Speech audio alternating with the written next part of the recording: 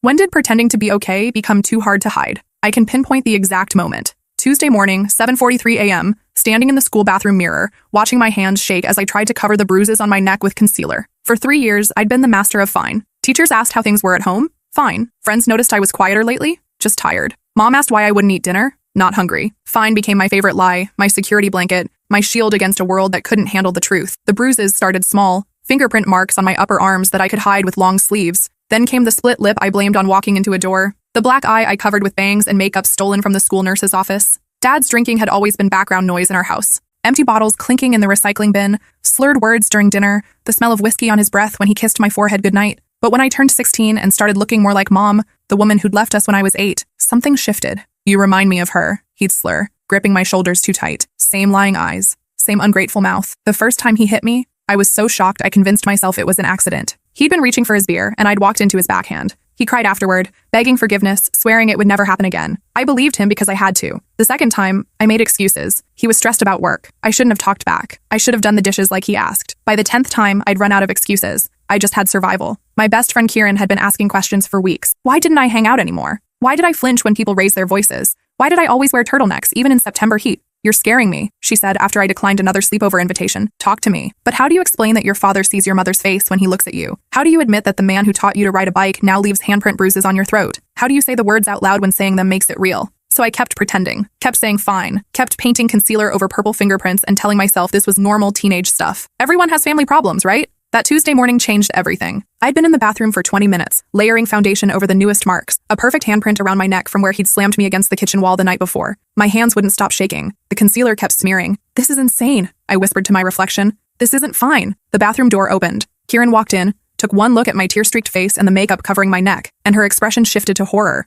"Oh my God," she breathed. "Tessalyn, what happened to you?" For 3 years, I'd been building walls, constructing elaborate lies, perfecting the art of fine. In that moment, staring at my best friend's horrified face, every wall I'd built came crashing down. "It's not fine," I whispered, my voice breaking. "None of it is fine." Kieran stepped closer, her eyes scanning the bruises I'd been trying to hide. "Who did this to you?" The question hung in the air, 3 simple words that would change everything. I opened my mouth to answer, but before I could speak, the bathroom door slammed open again. Principal Hawthorne stood in the doorway, her face a mask of concern and authority. Behind her was Ms. Rodriguez, the guidance counselor, and Officer Brennan, the school resource officer. "Tessalyn," Principal Hawthorne said gently, "we need to talk." My blood turned to ice. Someone had reported something. Someone had seen through my carefully constructed facade. Kieran grabbed my hand. "It's okay," she whispered. "You don't have to lie anymore." But I wasn't ready. I wasn't prepared for this moment. For 3 years, I'd been in control of my story, controlling what people saw, what they knew. Now that control was slipping through my fingers like water. "I'm fine," I said automatically, the lie rolling off my tongue with practiced ease. "Everything's fine." Principal Hawthorne's expression softened. "Tessalyn, we know it's not fine. Mrs. Patterson called this morning." Mrs. Patterson, our elderly neighbor who'd seen Dad drag me out of the car by my hair 2 nights ago, who'd watched through her kitchen window as he shoved me up our front steps, screaming about how I was just like my mother, a lying, worthless piece of trash. I should have known she'd seen. Mrs. Patterson saw everything from behind her lace curtains. She'd been watching our house for years, probably collecting evidence of Dad's deteriorating behavior like stamps in an album. Part of me wondered why she'd waited so long to call. Maybe she'd been building her own case, waiting for something undeniable. "She's confused," I said quickly. "She's old. She probably saw something on TV and thought, she has photos," Officer Brennan said quietly. "And video." The world tilted sideways. Photos, video. Evidence of what I'd spent 3 years trying to hide. I thought about Mrs. Patterson's house with its perfect view of our driveway, our front door, our kitchen window. How many times had she watched Dad's explosions of rage? How many times had she seen me stumble into the house, supporting myself against the doorframe because I was dizzy from being shaken too hard? Kieran squeezed my hand tighter. "Tell them," she whispered. "Please, tell them the truth." I looked at the adults surrounding me, people who were paid to protect students, who were trained to handle situations like this,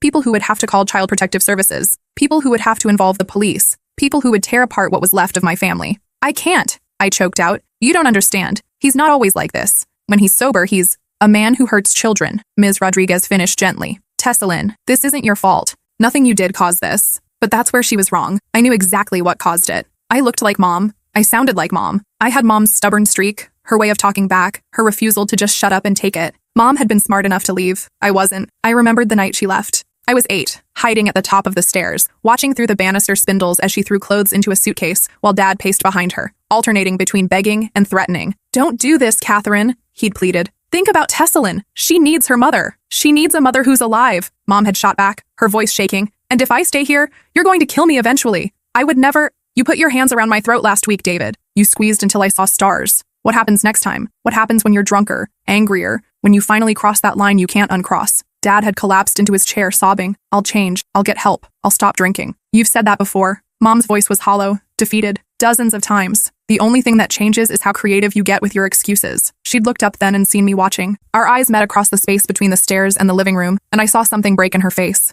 Tessalyn, she'd whispered. I'd run down the stairs and thrown myself into her arms. She smelled like lavender and tears, and I could feel her whole body shaking as she held me. I have to go, baby, she'd said. But I'll come back for you. When it's safe, when I can protect you, I'll come back. When? I'd asked. Soon, she'd promised. That was 8 years ago. I stopped waiting for soon when I turned 14. The next few hours passed in a blur of questions, forms, and phone calls. They moved me to the nurse's office where a woman with kind eyes and gentle hands documented every bruise, every mark, every scar. She photographed the handprint around my neck, the finger-shaped bruises on my arms, the healing split on my lip. This mark here, she said, pointing to a faded scar above my left eyebrow. How old is this? 2 years, I said. He threw a glass. A piece hit me. And this one? She touched a thin white line on my wrist. I fell down the stairs. He pushed me during an argument about my report card. Each mark told a story. Each scar was a memory I tried to forget. By the time she finished, my body looked like a roadmap of violence, and I felt more exposed than I ever had in my life. How long has this been happening? She asked. 3 years, I whispered. Since I turned 16, since I started looking like her. Who's her? My mother. She left when I was 8. Dad says she was a liar and a cheat.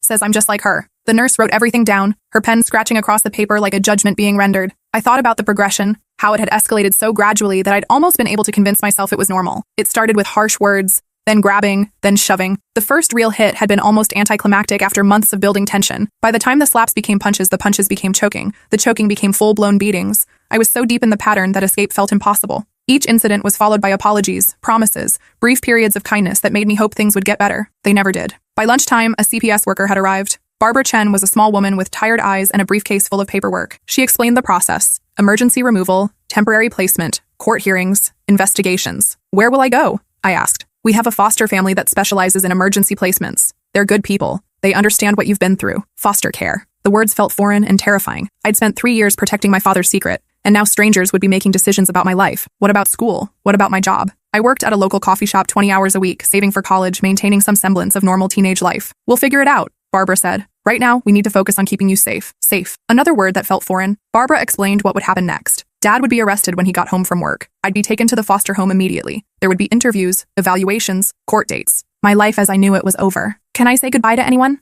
I asked. Your friend Kieran is waiting outside, Barbara said. You have a few minutes. Kieran was sitting in the hallway, her eyes red from crying. When she saw me, she jumped up and wrapped me in the kind of hug I hadn't received from family in years. I'm sorry, she whispered. I'm sorry I didn't do something sooner. I knew something was wrong, but I didn't know how bad. It's not your fault, I said, surprising myself with how steady my voice sounded. I got really good at hiding it. Where are they taking you? Foster care. Somewhere across town. Will you be able to come back to school? I don't know. Maybe. We stood there holding each other, and I realized this might be goodbye to more than just Kieran. This was goodbye to my old life, my old identity, my old way of surviving. Everything familiar was about to disappear. Promise me you'll be okay, Kieran said. I don't know how to be okay, I admitted. I've been pretending for so long, I don't remember what real feels like. Then don't worry about being okay, she said. Just worry about being honest. The okay part will come later. At 2:30 p.m., Officer Brennan drove me home to collect my thing. My hands shook as we pulled into the driveway. Dad's truck was gone. He was probably at work, unaware that his secret was out, that the life he'd constructed was crumbling. You have 15 minutes, Officer Brennan said. Take what you need. I walked through the house like a ghost,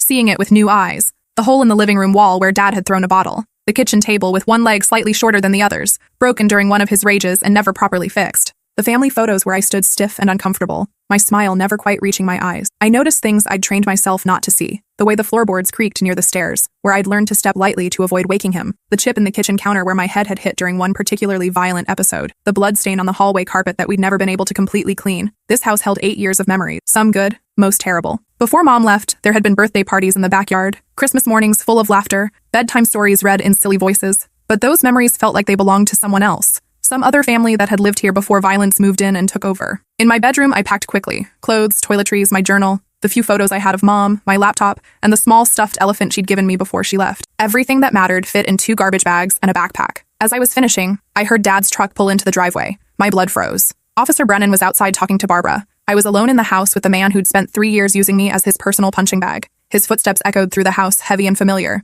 Tessalyn, he called. What's with the cop car in the driveway? I grabbed my bags and headed for the door, but he appeared in the hallway, blocking my path. He looked at the bags in my hands, then at my face, and his expression shifted from confusion to rage. "What the hell is this?" he demanded. "I'm leaving," I said, my voice steadier than I expected. "Like hell you are." He stepped closer, and I instinctively backed against the wall. "You think you can just leave? After everything I've done for you? After I raised you by myself when your worthless mother abandoned us?" "You didn't raise me," I said, surprising myself with my boldness. "You tortured me. For 3 years you used me as a replacement for the woman you couldn't control." His face went red. "How dare you? How dare I what? Tell the truth? Finally admit that you're a drunk and an abuser? That you hit children?" The words felt powerful coming out of my mouth. For 3 years, I'd swallowed truth like poison, let it burn my throat and corrode my insides. Speaking it aloud was like vomiting up something toxic that had been making me sick. He raised his hand and I flinched instinctively, but the blow never came. Officer Brennan filled the doorway, his hand resting on his service weapon. "Mr. Holloway," he said calmly, "step away from your daughter." Dad turned, his fist still raised. "This is my house.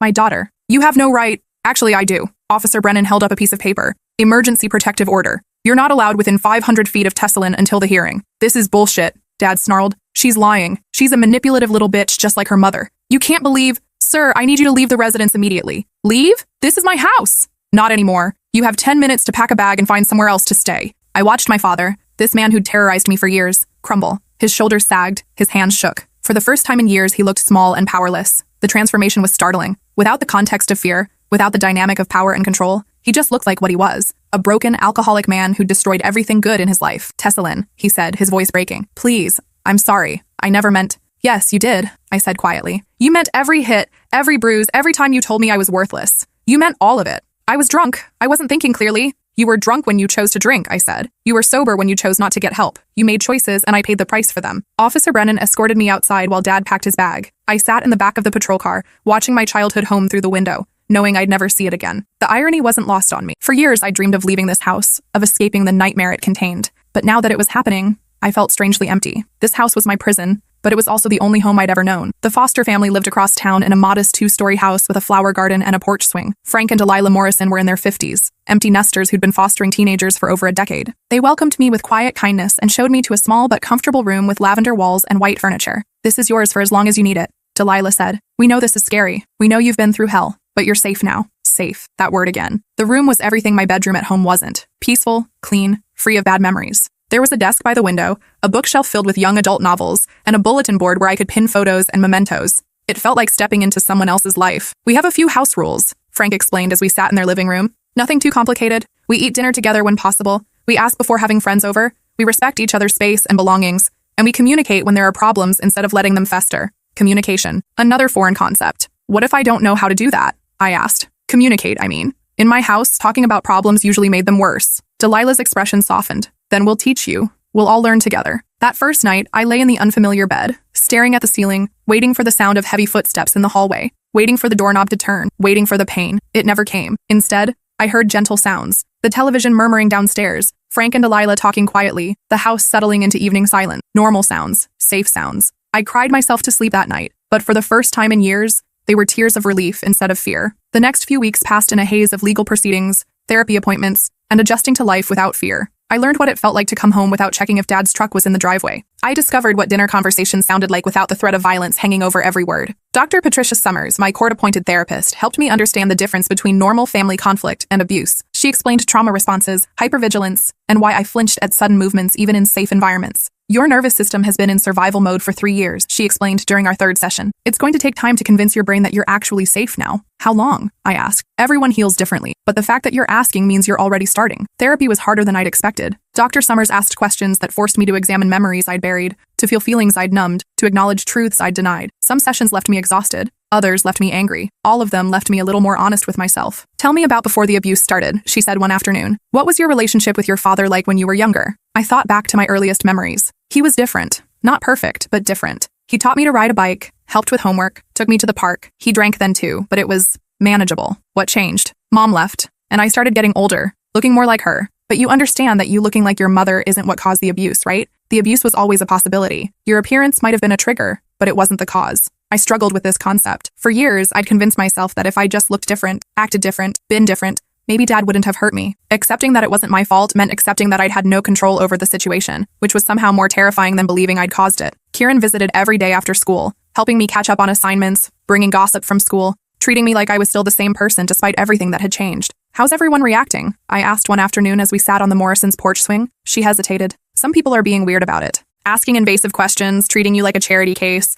but mostly people are just glad you're safe. Do they know everything? Just that you're in foster care temporarily due to family issues. Principal Hawthorne hasn't given details, and neither have I. I was grateful for the privacy, but I also knew rumors were probably spreading. In a school of 800 students, secrets didn't stay secret long. Mrs. Patterson gave an interview to the local news. Kieran added reluctantly. My stomach dropped. What did she say? That she'd been concerned about your family for years. That she finally felt she had to act when she witnessed something particularly disturbing. She didn't give specifics, but now everyone knows. I finished. Is that bad? I considered the question. Part of me was mortified that my private shame was becoming public knowledge, but another part of me felt relieved. For 3 years, I'd carried the secret alone. Now, the weight was distributed among lawyers, social workers, teachers, and neighbors. It was no longer mine to bear by myself. No, I said finally. I think it's good. Secrets gave the abuse power. Maybe truth will take some of that power away. School became more complicated after the news broke. Some classmates treated me with awkward sympathy, like I might break if they spoke too loudly. Others avoided me entirely, as if domestic violence was contagious. A few asked probing questions about what it was like, what my dad had done, whether I'd fought back. I learned to deflect most of it, but one conversation stuck with me. Raven Blackwood, a quiet girl from my English class, approached me at my locker one day. My stepdad hits my mom, she said without preamble. Has for 2 years. She keeps saying she'll leave, but she never does. I stopped organizing my books and looked at her. Have you told anyone? Who would I tell? It's not me he's hitting. It's still abuse. Witnessing violence is traumatic too. She looked surprised, like this hadn't occurred to her. What should I do? She asked. I thought about all the people who might have helped me if I'd asked, all the opportunities I'd missed because I was too ashamed to speak up. Tell someone, I said. A teacher, a counselor, a trusted adult. Your mom might not be ready to leave, but that doesn't mean you have to suffer in silence. A week later, I learned that Raven had talked to Ms. Rodriguez. Her mother was connected with domestic violence resources, and while she hadn't left her husband yet, she was making safety plans and considering her options. It was the first time I realized that my story might help someone else's. The court hearing was scheduled for a Thursday morning in October. I'd been living with the Morrisons for 6 weeks, and life had settled into a rhythm I'd never experienced before. Predictable, peaceful, safe. Barbara Chen prepared me for what to expect. Dad's lawyer would try to paint me as a troubled teenager making false accusations. They'd bring up my mother's abandonment, suggest I was acting out due to abandonment issues. They'd point to his steady employment, his lack of a criminal record, his apparent sobriety since my removal. His lawyer is going to try to make you doubt yourself, Barbara warned. He's going to suggest that you're exaggerating, that you're angry at your father for normal parental discipline, that you're lying for attention. What if he's right? I asked. What if I am exaggerating? Barbara pulled out a folder filled with photographs. This is what exaggeration looks like? The images were brutal. Purple fingerprints around my throat, bruises in various stages of healing covering my arms and torso, the cut above my eyebrow that had required 5 stitches. Looking at them objectively, removed from the context of my daily life, I could see how severe the abuse had been. Abusers are very good at making their victims question reality, Barbara said. That's part of how they maintain control. But you can't fake medical evidence. You can't fake documentation of repeated injuries over multiple years. Are you ready for this? Barbara asked the night before. I don't know, I said honestly, but I'm tired of hiding. The Morrisons offered to attend the hearing for moral support, and I accepted gratefully. I'd never had a cheering section before, people who showed up just because they cared about my well-being. The courtroom was smaller than I'd expected, with wood paneling and fluorescent lights that made everything look pale and sterile. Dad sat at a table with his lawyer, wearing a suit I'd never seen before. He looked older somehow, diminished. The confidence that had made him so terrifying at home was gone, replaced by nervous energy and defeated posture. When it was my turn to testify, I walked to the witness stand on shaking legs. The bailiff swore me in, and I promised to tell the truth, the whole truth, and nothing but the truth. For 45 minutes, I told my story. Every detail, every bruise, every moment of terror, every lie I'd told to protect him. I described the progression from emotional abuse to physical violence, the way he justified his actions, the fear that had become my constant companion. The prosecutor was gentle but thorough, walking me through specific incidents with dates and details. She asked about the impact on my school performance, my social relationships, my mental health. She had me identify photographs of my injuries and explain how each one had occurred. In your own words, she said, how would you describe your relationship with your father? I thought about the question carefully. For months, I'd been untangling the complexity of loving someone who hurt me, of missing someone who terrorized me, of grieving the father I'd lost to alcohol and violence. My father was 2 different people, I said finally. There was the dad who taught me to ride a bike and helped with homework. And there was the man who used me as a punching bag when he was drunk and angry.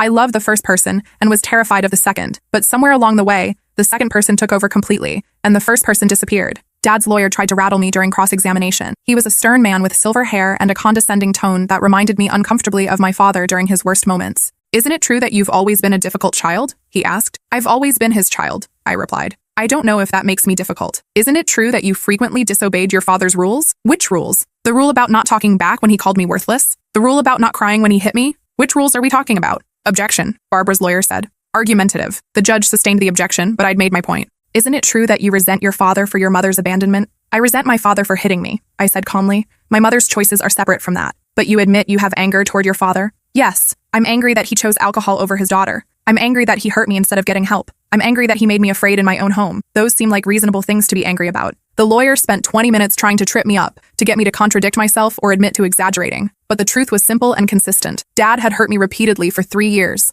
No amount of legal maneuvering could change that fact. When Dad took the stand in his own defense, I watched this man who'd controlled my life for so long reduced to stammering excuses and weak justifications. He admitted to drinking too much, to losing his temper, to disciplining me more harshly than he should have. But he couldn't quite admit to abuse. I never meant to hurt her, he said, his voice shaking. I was dealing with a lot of stress, work pressure, financial difficulties, raising a teenage daughter alone. Sometimes I lost my temper, but I never intended to cause serious harm. Mr. Holloway, the prosecutor said, holding up a photograph of my bruised neck. Can you explain how accidentally losing your temper results in handprint bruises around a child's throat? Dad stared at the photo for a long moment. I don't remember that incident specifically. You don't remember choking your daughter? I may have grabbed her shoulders during an argument. I didn't realize. The medical examiner testified that these injuries are consistent with sustained pressure around the neck for approximately 30 seconds. Are you telling this court that you held your daughter by the throat for half a minute without realizing it? Dad's composure cracked. I was drunk. I wasn't thinking clearly. If I hurt her that badly, I'm sorry, but it wasn't intentional. How many times would you estimate you hurt Tessalyn unintentionally? I don't know. A few times, maybe. The prosecutor presented a timeline spanning 3 years, documenting dozens of incidents with medical records, school photos showing injuries, and witness statements from teachers who'd noticed signs of abuse. Does this refresh your memory about the frequency of these unintentional injuries? Dad looked overwhelmed by the evidence. I didn't realize it was so often. I thought I was doing my best. Raising a child alone is difficult. Mr. Holloway, do you believe that choking a child, giving them black eyes and breaking their ribs constitutes doing your best? No, he whispered. No, it doesn't. After both sides presented their cases, the judge called a recess. I sat in the hallway with the Morrisons and Barbara, my hands shaking as I waited for the decision that would determine my future. Frank bought me a sandwich from the courthouse cafeteria, but I couldn't eat. Delilah rubbed my shoulders and reminded me that whatever happened, I had a safe place to live. Barbara reviewed the evidence one more time, expressing confidence that the judge would rule in my favor. What if she doesn't? I asked. What if she decides I should go back? That won't happen, Barbara said firmly. The evidence is overwhelming. Your father's own testimony was essentially a confession, but I'd learned not to trust in good outcomes. Hope felt dangerous, like setting myself up for disappointment. When we returned to the courtroom, the judge looked directly at me before speaking. Miss Holloway, she said, I want you to know that what you've endured took tremendous courage to share. The evidence presented, the photographs, the medical records, the witness testimony, paints a clear picture of systematic abuse. She turned to Dad.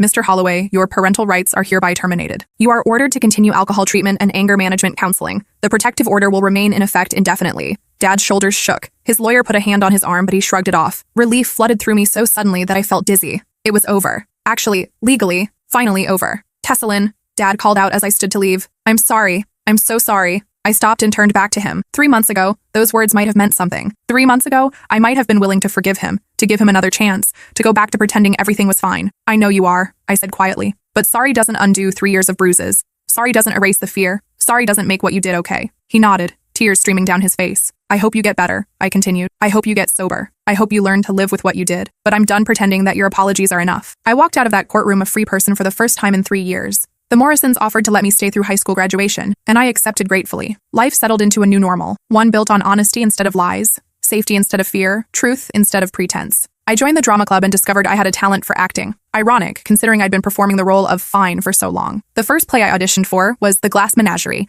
and I landed the role of Laura, a fragile young woman trapped by circumstances beyond her control. The parallels to my own life weren't lost on me, but playing Laura helped me understand the difference between being trapped and choosing to heal. I got a new job at a bookstore where my coworkers became friends instead of people I had to lie to. The manager, an older woman named Iris, had survived her own abusive marriage decades earlier. She didn't pry into my background, but she made it clear that she understood and supported me. Recovery isn't linear, she told me one afternoon as we shelved returns. Some days you'll feel strong and empowered. Other days you'll feel broken and afraid. Both are normal parts of healing. I started therapy and learned healthy ways to process anger and fear. Dr. Summers introduced me to concepts like boundaries, self-advocacy, and emotional regulation. She helped me understand that my hypervigilance and trust issues weren't character flaws, but normal responses to trauma. You developed these coping mechanisms to survive an impossible situation, she explained. They served you well when you needed them. Now we need to help you develop new tools for your new reality. One of the hardest things to unlearn was the habit of making myself small and invisible. For 3 years, I'd perfected the art of not attracting attention, not taking up space, not expressing needs or wants. In foster care, surrounded by people who genuinely cared about my well-being,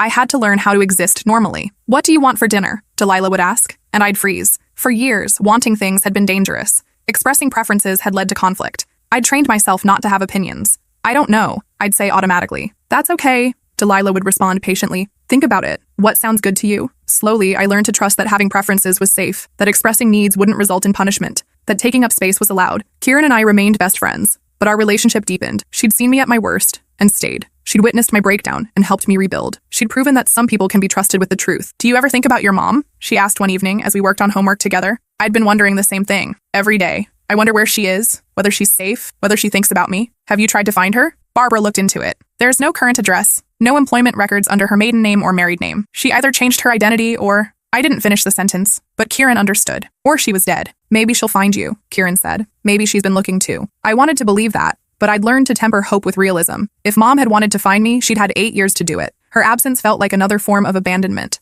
another relationship lost to Dad's violence. 6 months after the hearing, I received an unexpected visitor. I was working at the bookstore when a woman walked in, browsing the fiction section with an intensity that seemed forced. She was tall and thin, with graying brown hair and nervous energy that reminded me of something familiar. When she approached the counter to pay for her book, our eyes met, and I felt the world tilt. "Tessalyn," she whispered. "Mom." She looked older, more fragile than I remembered. There were lines around her eyes that hadn't been there 8 years ago, and her hands shook as she placed money on the counter. "I saw your name in the newspaper," she said quietly. "The court case. I've been trying to work up the courage to approach you for weeks." I stared at her, feeling 8 years old again and 16 years old and every age in between. "Where have you been?" I asked. "Oregon. I changed my name, started over. I wanted to come back for you, but he threatened to kill us both if I ever contacted you. I was terrified that involving myself would make things worse for you. Things were already bad," I said, surprised by the anger in my voice. "They couldn't have gotten much worse." She flinched. "I know. I'm sorry. I'm so sorry, Tessalyn. I thought about you every single day. I saved money to hire a lawyer to fight for custody, but he convinced me that you were better off without me." "He convinced you?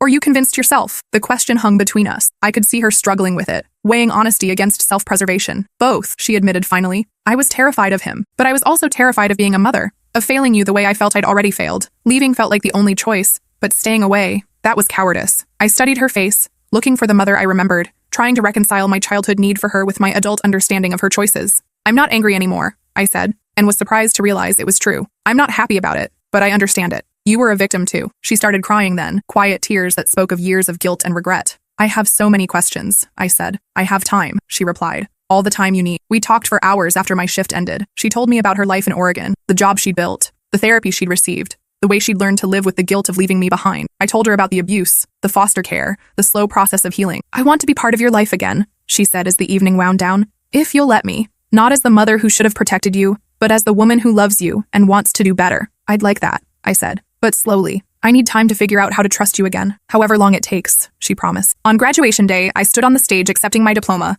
looking out at a crowd that included the Morrisons, Kieran and her family, Barbara Chen, several teachers who'd supported me through the hardest months of my life, and Mom, sitting in the back row with tears streaming down her face. Dad wasn't there. I'd heard through mutual acquaintances that he'd completed alcohol treatment and was working at a factory in another state. Part of me hoped he was getting better. Part of me would always carry the fear he'd instilled. But mostly, I felt free. After the ceremony, Kieran and I sat on the hood of her car in the school parking lot, watching families take photos and celebrate. "Do you ever miss it?" she asked. "The pretending?" I considered the question. There had been a strange comfort in the lies, a sense of control that came from managing what people knew about my life, but it had also been exhausting, isolating, slowly poisonous. "No," I said finally. Pretending to be okay was like holding my breath for 3 years. I was slowly suffocating. I didn't realize how much oxygen I was missing until I finally exhaled. "When did you know you couldn't keep pretending?" I thought back to that Tuesday morning in the bathroom, hands shaking as I tried to cover bruises with makeup. Kieran's horrified face reflected in the mirror beside mine. "When someone I loved looked at me and saw through all my lies," I said. "When I realized that being seen, really seen, wasn't the terrifying thing I'd thought it would be. It was the only thing that could save me." We sat in comfortable silence as the sun set behind the school, casting long shadows across the parking lot. Tomorrow, I'd start my summer job before heading to college in the fall. I'd study social work, planning to help other kids who were trapped in their own versions of fine. But tonight,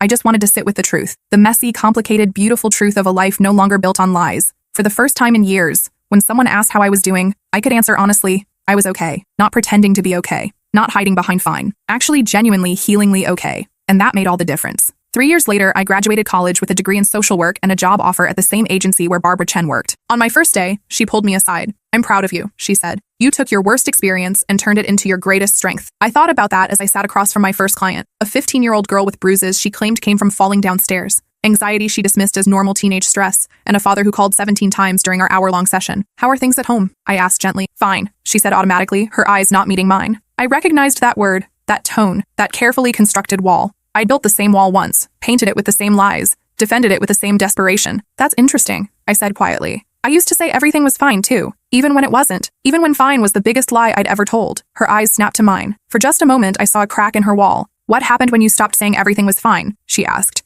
I smiled. I learned the difference between surviving and living. I learned that the truth, even when it's scary, is always better than the prettiest lie. I learned that pretending to be okay was keeping me from actually being okay. She was quiet for a long moment. Is it hard? She whispered. Telling the truth? It's the hardest thing you'll ever do, I said honestly. And the most important. Because you can't heal what you won't acknowledge. You can't fix what you won't admit is broken. And you can't be truly okay while you're pretending to be fine. She nodded slowly, tears gathering in her eyes. So, I said gently, let me ask you again, how are things at home? This time, when she opened her mouth, the truth came out. And in that moment, watching another person take their first brave step away from the prison of fine, I knew exactly why I'd survived my own darkness. Not just to escape it, but to light the way for others still trapped inside. The truth had set me free. Now it was my job to help others find their own freedom, one honest answer at a time. Over the next 2 years, I worked with dozens of children and teenagers caught in similar cycles of abuse and secrecy. Each case taught me something new about resilience, about the different ways trauma manifests, about the incredible strength it takes to break cycles of violence. Some clients were ready to leave immediately,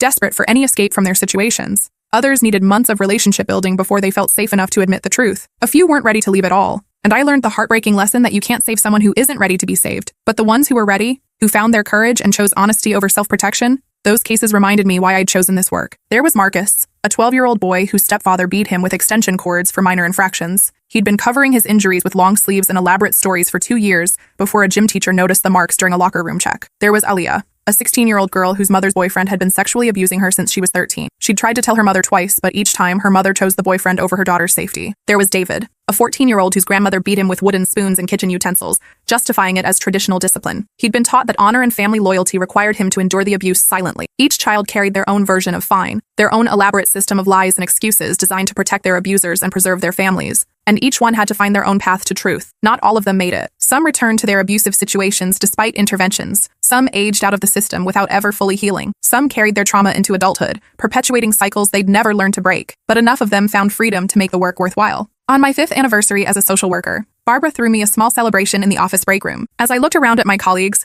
people who'd dedicated their careers to protecting children, to breaking cycles of abuse, to creating safety where none had existed, I felt overwhelming gratitude. Speech, someone called out. I wasn't much for public speaking, but I stood up anyway. 5 years ago, I was sitting where our clients sit now, I said. Scared, ashamed, convinced that my situation was normal, that I deserved what was happening to me. I thought asking for help was betrayal, that loyalty meant enduring suffering, that love and violence could coexist. I looked around the room at faces I'd come to trust and respect. Someone in this room, Barbara, saw through my lies and refused to let me disappear back into that dangerous situation. Someone in this room saved my life, not because it was easy or convenient, but because it was right. I paused, thinking about all the children we'd helped over the years. We don't always see the long-term impact of our work. We don't always know if the children we help will go on to break cycles or perpetuate them. But we show up anyway. Because somewhere there's a kid who thinks they're alone, who thinks their situation is normal, who thinks asking for help is impossible. And sometimes, I finished, being seen by just one person who refuses to accept fine as an answer is enough to change everything. The applause was warm and genuine, but what moved me most was seeing some of my colleagues wipe away tears. We all carried pieces of the stories we'd heard,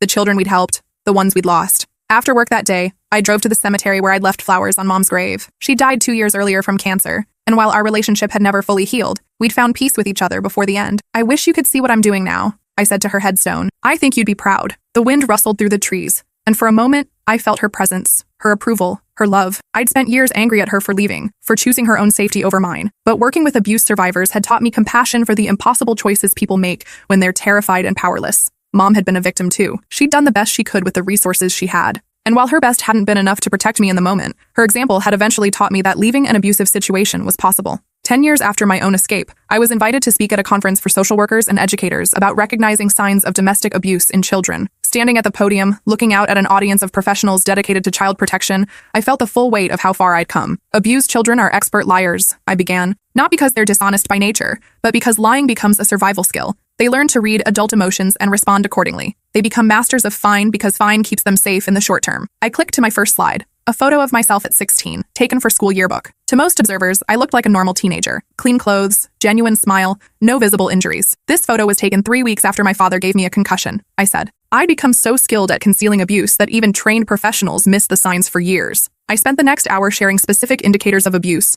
ways to create safe spaces for disclosure, and strategies for supporting children through the legal process. But mostly, I talked about the importance of believing children when they finally find the courage to tell the truth. The hardest part of abuse isn't the physical pain, I explained. It's the isolation, the belief that no one will believe you, that no one can help you, that this is somehow normal or deserved. When a child finally breaks their silence, They're taking an enormous risk. How we respond in that moment determines whether they retreat back into secrecy or move forward toward healing. After my presentation, a teacher approached me during the break. "I have a student," she said quietly. "I'm almost certain she's being abused, but she denies it every time I ask. What should I do?" "Keep asking," I said. "Not aggressively, but consistently. Let her know you're safe, that you're available, that you won't judge her. Plant seeds of possibility. If you were in trouble, you could tell me. If someone was hurting you, it wouldn't be your fault. Sometimes it takes months for children to feel safe enough to disclose. What if I'm wrong? What if I'm seeing abuse where none exists? Then you've shown a child that adults are paying attention, that they matter, that someone cares about their well-being. That's not a bad thing to be wrong about." 6 months later, that same teacher emailed me. Her student had finally disclosed sexual abuse by her uncle.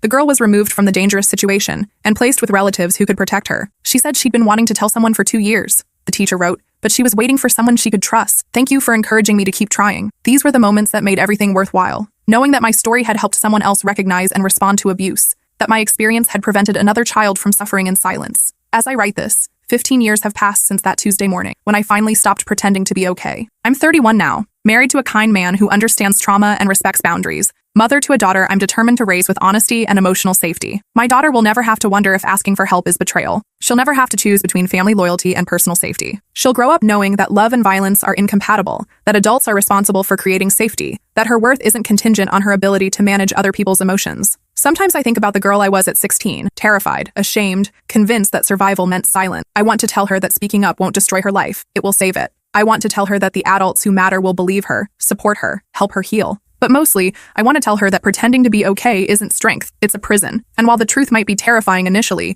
it's also the only path to freedom. The question isn't when pretending to be okay becomes too hard to hide. The question is when you become brave enough to stop hiding. For me, that moment came when someone who loved me refused to accept my lies. When I realized that being truly seen, broken and scared and imperfect, was better than being invisible and safe. I stopped pretending to be okay because I finally understood the difference between surviving and living, and I chose to live.